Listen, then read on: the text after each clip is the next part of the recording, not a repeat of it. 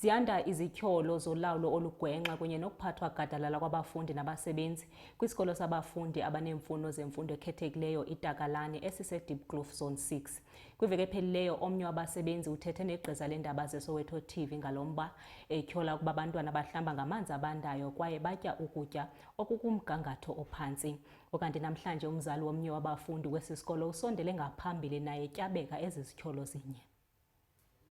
Kwiveki ephelileyo ngolwesine abasebenzi besikolo sabantwana abaneemfuno ezikhethekileyo iTakalani kwindawo yaseDiepkloof babamba uqhankqalazo ngaphandle kwesikolo ngenxa yemo emaxongo kuso kunye nempathombi.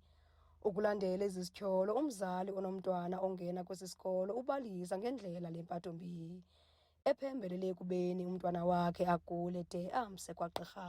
Ndinomntana ofunda eTakalani uhlala eboarding kwi-special school esiphaya.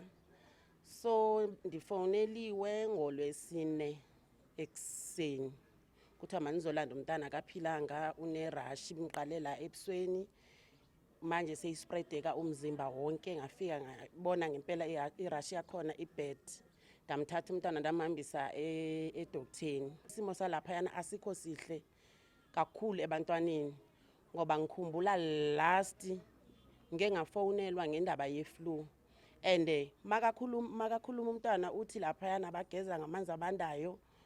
Cabanga umntwana ona-10 years athi uye wageziswa amakhwapha kuthiwa babekela amanzi ngerhasi, izinto ezikanjalo.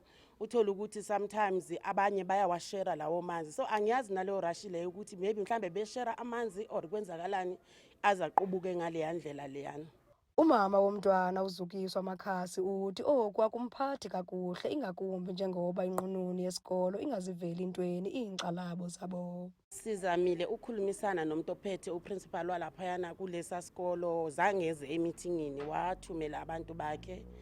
So bathi before ngoSeptember zonke izinto zizobe zi-up to date, ugesi uzoba khona. So kuthe ngoSeptember lapho akugesi kuyabheda and akusiyo kuphela indaba kagesi. Abantwana bavuka ekuseni bahambe baye esikoleni baze bayodla nabanye abantwana bebedle bebephume bedlile emakhaya. Siyabhadala singabazali ukuthi abantwana bethu bangene lapha and lokho kubhadala lokho siyahlukumezeka because uthola ukuthi nangu kuthiwa umntwana uyagula umhambise lapha ne right, sekufanele ukuthatha umntwana umhambise edoktheni ungamazi noma ngaba uguliswa yini.